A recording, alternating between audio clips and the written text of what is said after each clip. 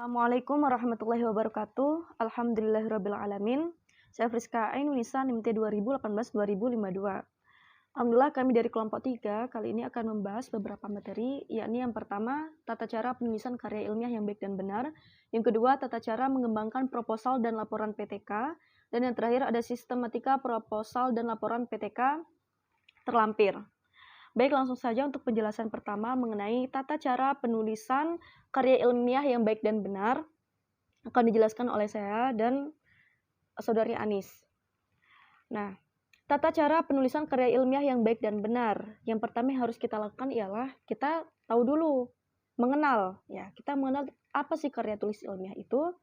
Nah, jangan sampai ketika dosen atau guru kita minta kita menulis karya ilmiah, malah kita buatnya diary, cerpen, atau karya sastra. Nah, itu udah berbeda ya. Jadi karya tulis ilmiah di sini ialah karya tulis yang dibuat menggunakan prinsip-prinsip ilmiah yang mana di dalamnya itu berdasarkan data dan fakta. Dan penulisannya itu pun ditulis secara sistematis dan sesuai dengan kaidah penulisan. Itu disebut dengan karya tulis ilmiah. Contohnya apa saja? Nah, misalkan makalah, jurnal, tesis, artikel. Nah, itu disebut dengan karya tulis ilmiah.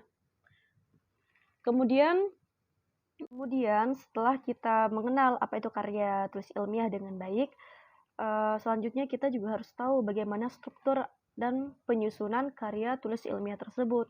Karena dalam penulisan karya tulis ilmiah yang baik dan benar, tentunya kita juga diperlukan penyusunan yang baik pula. Nah, untuk struktural atau penyusunan karya tulis ilmiah secara umum yang bisa diterapkan dalam karya tulis ilmiah kita sudah kami cantumkan dalam resume, itu bisa dibaca sendiri nggih, karena itu lumayan lama. Seperti pada halaman pertama cover itu kita harus mencantumkan judulnya, terus ada logo, terus nama penulis kita, nama instansi, dan tahun penulisan karya ilmiah. Terus yang kedua ada di halaman berikutnya ada abstrak dan selanjutnya. Nah, itu bisa dibaca di resuman.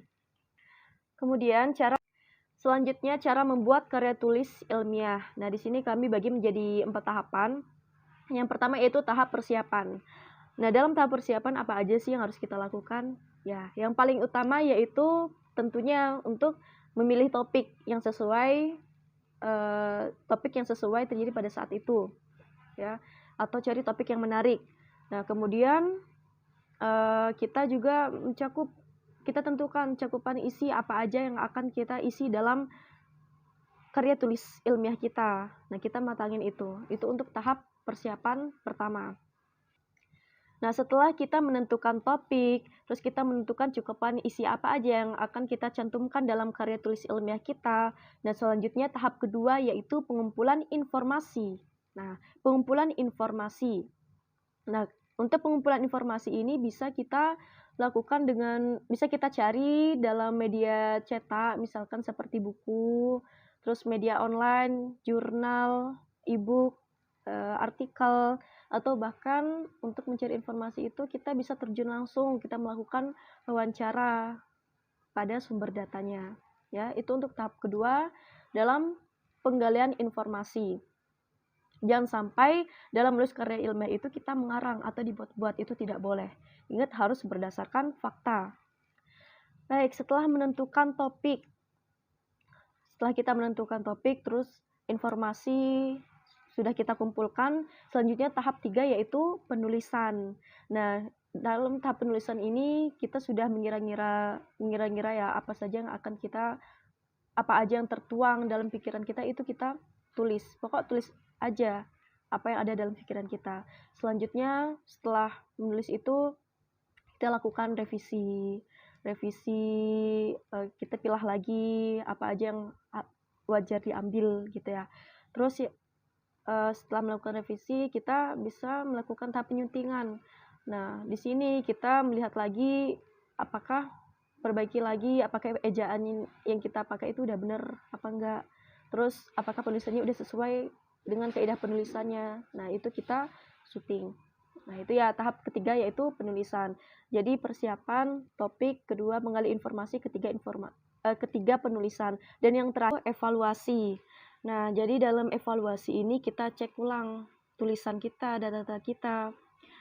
Kita cek ulang apakah susunannya itu sudah sesuai nggak, penulisannya bagaimana, udah betul, ejaannya gimana gitu, editnya gimana, sudah benar apa enggak. Nah, jadi kita lihat lagi, evaluasi. Nah, jadi setelah sekiranya semuanya itu sudah benar, sudah fix, barulah kita membuat kesimpulan. Nah, jadi itu teman-teman tata cara penulisan karya tulis ilmiah yang baik dan benar yang sudah kami paparkan. Selanjutnya dijelaskan oleh Saudari Anis. Terima kasih. Bismillahirrahmanirrahim. Assalamualaikum warahmatullahi taala wabarakatuh.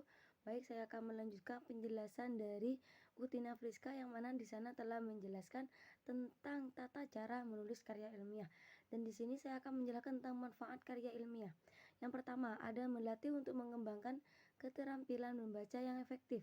Yang kedua, untuk melatih menggabungkan hasil bacaan dari berbagai sumber. Yang ketiga, mengenalkan dengan kegiatan kepustakaan. Yang keempat, meningkatkan perorganisasian fakta atau data secara jelas dan sistematis. Yang kelima, memperoleh kepuasan intelektual. Yang keenam, memperluas cakrawala ilmu pengetahuan. Dan ketujuh, sebagai bahan acuan atau penelitian pendahuluan untuk penelitian selanjutnya. Yang intinya dari melakukan menggabungkan atau melatih membaca, kita akan bisa menggabungkan dari sumber satu ke sumber yang lain, dan itu juga akan memperluas pengetahuan kita karena saking sering kita membaca, maka akan semakin banyak ilmu yang kita dapat. Yang kemudian ada pengertian topik, yang mana topik adalah pokok pembicaraan yang dipilih dan biasanya merupakan hal yang menarik untuk dikemukakan dan diketahui umum. Topik adalah hal yang pertama kali ditentukan oleh seseorang untuk membuat karya ilmiah. Ketika penulisan akan membuat tulisan, topik yang masih awal tersebut selanjutnya dikembangkan dengan membuat cakupan yang lebih sempit atau yang lebih luas. Topik adalah segala yang ingin dibahas, dan ini berarti penulis sudah memilih apa yang ingin menjadi pokok pembicaraan dalam penulisan karya ilmiah tersebut. Yang mana menurut Sabarti Ahadiah 1994 211 ada 5 hal yang perlu diperhatikan dalam memilih topik. Yang pertama, ada manfaatnya untuk perkembangan ilmu atau profesi. Yang mana di dalam menentukan topik kita harus mengetahui manfaat dari kita membuat karya ilmiah tersebut. Yang kedua, cukup menarik untuk dibahas. Yang mana untuk memilih topik kita harus mencari yang benar-benar diminati oleh banyak orang, sehingga seseorang tidak jenuh untuk membacanya atau lebih tertarik kepada buku tersebut. Yang ketiga, dikenal dengan baik. Yang keempat, bahannya mudah diperoleh. Dan kelima, tidak terlalu luas dan tidak terlalu sempit. Ya, mungkin itu saja penjelasan dari saya, kurang lebihnya mohon maaf. Bismillahirrahmanirrahim. Assalamualaikum warahmatullahi wabarakatuh. Nama saya Lintang Rafida, NIM T 2018-2071.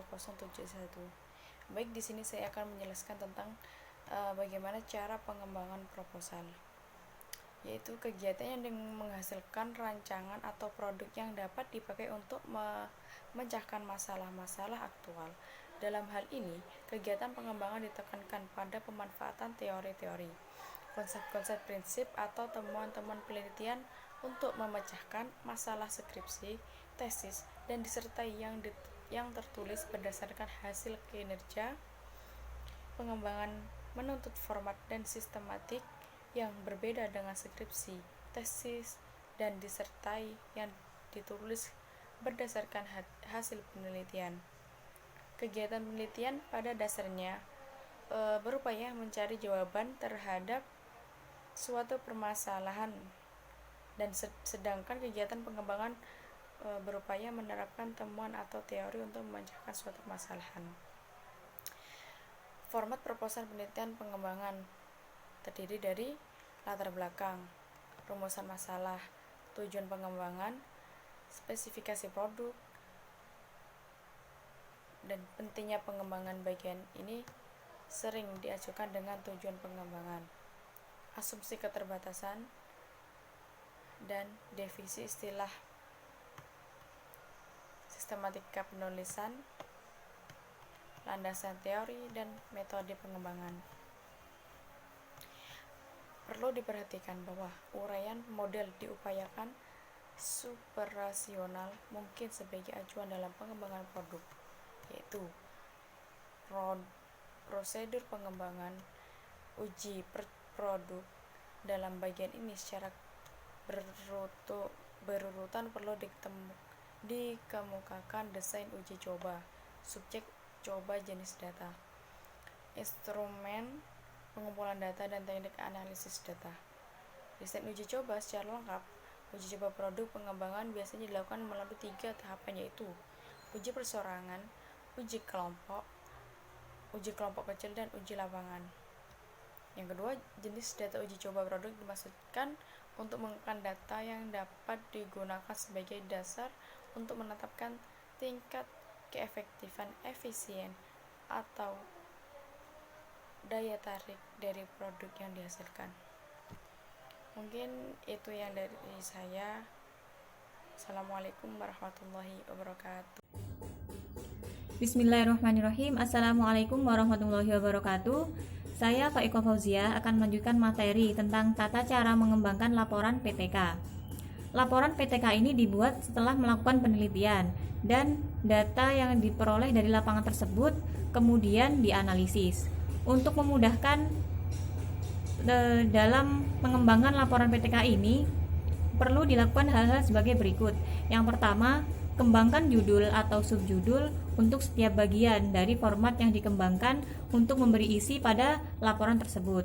Yang kedua, tuliskan apapun yang ada dalam pikiran Anda, baik itu isi, fakta, konsep, atau informasi lainnya tanpa memikirkan bentuk dan kalimatnya terlebih dahulu. Yang ketiga, apabila isi yang Anda inginkan sudah masuk ke dalam laporan, betulkan bentuk dan formatnya sesuai dengan yang dikembangkan. Nah, yang keempat, betulkan kalimatnya sesuai dengan gramatika, sintaks, dan gaya penulisannya. Hal lain yang penting dalam menulis laporan PTK ini adalah sinkronisasi antara masalah, tujuan, hipotesa tindakan, dan kesimpulan. Nah, hal ini sangat penting karena masalah sebagai titik tolak dalam melakukan PTK, sehingga hasil dan kesimpulannya harus berupa cara untuk mengatasi masalah tersebut. Terima kasih. Wassalamualaikum warahmatullahi wabarakatuh. Baik, saya Siti Munawwara akan melanjutkan pemaparan dari teman kita yang sebelumnya, yaitu tentang pengertian sistematika proposal. Yang pertama saya akan memaparkan tentang pengertiannya, yakni penyusunan proposal atau usulan penelitian merupakan langkah awal yang harus dilakukan peneliti sebelum memulai kegiatan penelitian. Proposal penelitian dapat membantu memberi arah pada peneliti agar mampu menekan kesalahan yang mungkin terjadi selama penelitian berlangsung. Proposal penelitian di sini harus dibuat sistematis dan logis sehingga dapat dijadikan pedoman yang mudah diikuti. Proposal penelitian adalah gambaran terperinci tentang proses yang akan dilakukan peneliti untuk memecahkan masalah dalam pelaksanaan tugas. Selanjutnya di sini sistematika proposal yang terdiri dari 8 pembahasan. Di sini saya akan membahas 2 pembahasan saja. Yang pertama, judul penelitian, yang mana judul penelitian ini dinyatakan secara singkat dan spesifik tetapi cukup jelas, yang dapat dimengerti oleh orang lain, yang mana menggambarkan masalah yang akan diteliti, tindakan untuk mengatasi masalah, serta nilai manfaatnya. Formulasi judul dibuat agar menampilkan wujud penelitian, bukan penelitian pada umumnya. Umumnya di bawah judul utama dituliskan pula subjudul. Subjudul di sini ditulis untuk menambahkan keterangan lebih rinci tentang subjek, tempat, dan waktu penelitian. Berikut ini ialah contoh dari judul PTK sendiri dalam pendidikan dasar, yakni meningkatkan hasil belajar melalui pembelajaran kooperatif pada mata pelajaran pendidikan agama Islam di SDN Negeri 2 Jember. Terus yang kedua di sini ialah latar belakang masalah, yang mana seperti yang telah kita ketahui bahwa tujuan utama penelitian adalah untuk memecahkan permasalahan pembelajaran. Untuk itu dalam uraian latar belakang di sini masalah harus dipaparkan. Masalah-masalah di sini harus dipaparkan seperti halnya berikut. Yang pertama, masalah yang diteliti adalah benar-benar masalah pembelajaran yang terjadi di sekolah. Yang kedua, masalah di sini yang akan diteliti, masalah yang akan diteliti merupakan suatu masalah penting dan mendesak untuk dipecahkan, serta dapat dilaksanakan dilihat dari segi ketersediaan waktu. Terus yang ketiga, identifikasi masalah. Di atas, jelaskan hal yang diduga menjadi akar penyebab dari masalah tersebut. Mungkin itu saja dan akan dilanjutkan oleh teman saya. Bismillahirrahmanirrahim. Baik, di sini saya akan sedikit menjelaskan, memaparkan dari pemateri yang sebelumnya. Yakni di sini saya akan melanjutkan dari yang nomor 3. Yakni di sini perumusan masalah dan cara pemecahan masalah. Nah, di sini dalam penelitian tindakan kelas pasti ada yang namanya masalah, dan sebelum masalah itu ditemukan ada yang namanya perumusan. Nah, perumusan masalah berisi rumusan masalah penelitian. Dalam merumuskan masalah dapat dijelaskan dalam definisi, asumsi, dan lingkup yang menjadi batasan PTK. Nah, di sini yang menjadi bahan atau landasan ketika memecahkan masalah yakni adanya definisi dari masalah tersebut. Definisi, asumsi atau pendapat seseorang atau teoritis dari seseorang, dan ruang lingkupnya itu mencapai ruang lingkup individu sosial atau masyarakat. Jadi seperti itu kurang lebihnya. Nah, yang kedua ini pemecahan masalah merupakan uraian alternatif tindakan yang akan dilakukan untuk memecahkan masalah. Pendekatan dan konsep yang digunakan untuk menjawab masalah yang diteliti disesuaikan dengan kaidah PTK.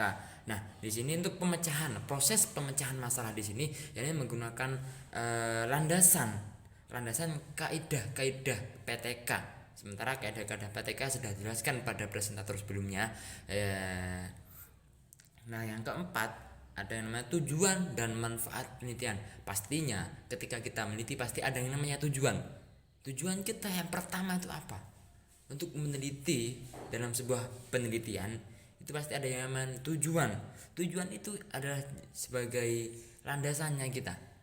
Selain tadi perumusan masalah, ada yang namanya juga tujuan. Apa sih yang ingin kita capai ketika kita sudah melakukan penelitian tindakan kelas? Nah, manfaatnya juga. Manfaatnya kita lebih kepada individual atau kepada ruang lingkup keseluruhan di dalam kelas tersebut. Nah, di situ sudah tertera tujuan dan manfaat penelitian tersebut. Nah, yang terakhir yang kelima adalah kerangka teoretik dan perumusan hipotesis tindakan. Nah, di sini pastinya segala sesuatu itu mempunyai kerangka. Kerangka itu seperti apa? Kerangka seperti landasan juga. Tubuh tidak akan bisa ada ketika tanpa ada kerangka. Jadi seperti itu. Sama juga halnya dengan penelitian. Penelitian itu harus ada kerangkanya. Sebelum kita melakukan proses penelitian harus kita menyusun kerangka tersebut. Nah, kerangka yang pertama adalah bagaimana teori pembelajaran kontekstual. Lah, di sini teori-teori dari tokoh-tokoh sejarahnya ataupun latar belakangnya adanya teori tersebut seperti apa. Jadi kita harus menjelaskan atau menerapkan di dalam penelitian kita. Teori siapa yang kita pakai, teori siapa yang akan kita gunakan, dan tujuannya itu seperti apa. Dan yang kedua ada bagaimana bentuk tindakan yang dilakukan dalam penerapan teori tersebut pada pembelajaran. Nah, selain kita mengambil dari teori tersebut kita jadikan sebagai acuan kita.